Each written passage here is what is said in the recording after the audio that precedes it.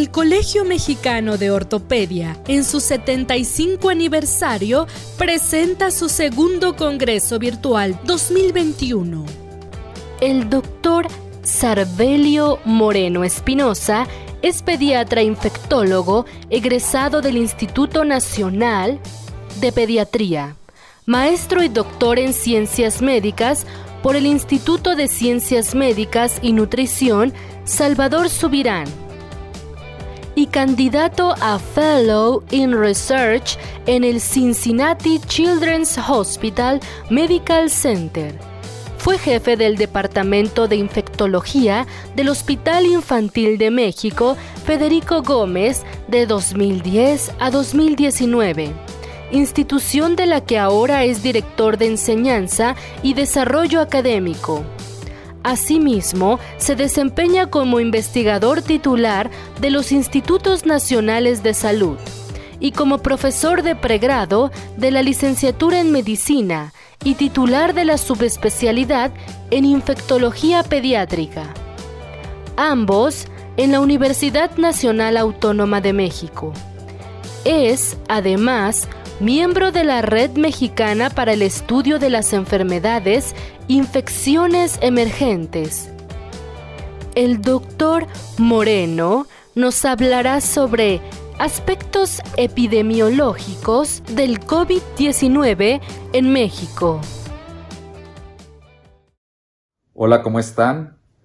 Agradezco al Colegio Mexicano de Ortopedia por haberme invitado a compartir con ustedes esta charla. Como el momento lo exige, vamos a hablar de la infección por SARS-CoV-2. Y en esta ocasión vamos a hablar de algunos aspectos epidemiológicos en México.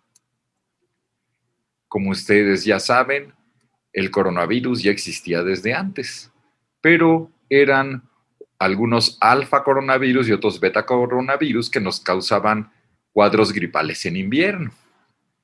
A partir de este siglo hemos tenido 3 pandemias por beta coronavirus. El primero fue el SARS-CoV-1. 10 años después tuvimos el MERS y actualmente estamos teniendo SARS-CoV-2. Y de todas estas pandemias cíclicas que duran 4 o 5 años, de la cual no sabemos cuánto va a durar esta ha sido la más mortífera, la más sanguinaria, en la que hemos tenido mayor cantidad de muertes y un gran desequilibrio de la economía a nivel mundial. Se desconoce a ciencia cierta su origen, pero toda la evidencia cae que es de origen zoonótico, iniciada en quirópteros y como intermediarios se piensa en el pangolín, en el perro mapache, pero realmente no se tiene evidencia real. Lo que sí es cierto es que es transmitido al humano, y de humano a humano podemos tener transmisión por gotas de saliva, pequeñas gotas mayores, por contacto directo o contacto por superficie. Y otras formas de humano a humano que son menos frecuentes es exposición accidental en laboratorio por transfusión sanguínea o por trasplante de órganos. Y todo apunta para que también pueda existir, aunque todavía no está corroborado del todo, la transmisión perinatal. ¿Cuáles son los países que tienen más casos de coronavirus? Sin duda alguna, los Estados Unidos, seguidos de la India, Brasil, Rusia y México ocupa el lugar número 15. Estas son estadísticas hasta el día de hoy. En cuanto al número de muertes, México ocupa el 4º lugar, después de Estados Unidos, Brasil e India. Esta pandemia ha sido mortífera y de las regiones más afectadas son Europa y América. Si bien empezó en Asia terminó pronto, la supieron contener muy bien y el continente africano casi no ha sido tocado. Ahora, si nos vamos al contexto de México, llevamos un poco más de 3 millones de casos, repartidos casi igual en el sexo masculino o femenino, ¿sí? Pero hasta el momento tenemos cerca de 3 millones de contagios. Y también tenemos algunas partes de la República Mexicana donde los contagios son más frecuentes, donde tenemos mayor número, sobre todo el área metropolitana de la Ciudad de México, Jalisco, Monterrey, la península de Yucatán, Sinaloa y Baja California. La entidad que más casos tiene es la Ciudad de México, seguido del Estado de México, Nuevo León, Guanajuato y Jalisco, las urbes más grandes y Puebla, por supuesto. En cuanto a las defunciones, en México llevamos cerca de 252,000 defunciones y estas se distribuyen mayormente en los hombres, a una relación casi de 3:1, pero es frecuente en hombres y en mujeres, aunque el factor estrógeno muy probablemente es protector. Por supuesto que los hombres son portadores en frecuencia además de las comorbilidades con respecto al género femenino.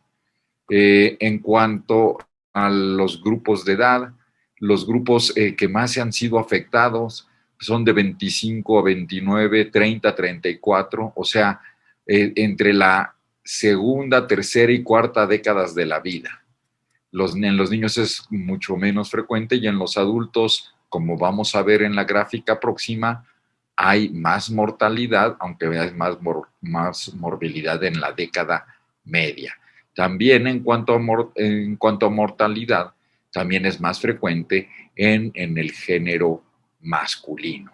Y se acentúan más los casos en el grupo poblacional de 65 a 69 años, el de 70 a 74, 75 a 79.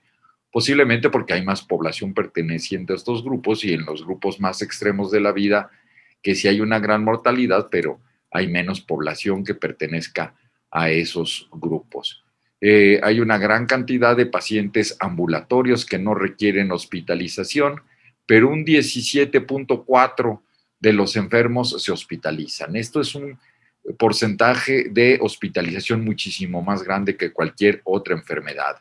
En cuanto a mortalidad, es por mucho más del 90% la muerte hospitalaria que la muerte en los pacientes ambulatorios, y esto es lógico, pues si el paciente está más grave, va a hospitalizarse. Y las principales comorbilidades que aquejan a los pacientes con SARS-CoV-2 son hipertensión, en primer lugar, obesidad, diabetes y tabaquismo, siendo la hipertensión casi el 50% de las muertes. Un 40% es además diabético o sin hipertensión. La población, el 20% de los que se mueren, un poco más, son obesos y cerca de un 8% son fumadores. Por supuesto que los que comparten estas 4 comorbilidades tienen mucho peor pronóstico. Ahora, hemos visto que esta pandemia ha tenido 3 olas. La primera, que la tuvimos el año pasado, que tuvo su pico en la semana 26, 27. Luego, a fines de año y principios de este año, tuvimos nuestra segunda ola y actualmente estamos viviendo una tercera ola. Esta ola donde predominan la gente no vacunada y la gente joven que por su edad todavía no ha sido vacunado, pero que tienen la comorbilidad de ser obesos. Y un grupo que se está afectando más en esta ola es el grupo pediátrico. Si nosotros comparamos de color gris enero y de color amarillo julio, vemos cómo en todos los grupos de edad ha incrementado y se ha triplicado, cuadruplicado, de 0 a 4, de 5 a 9, esto es más evidente en el grupo de 10 a 19 y de 20 a 29 años.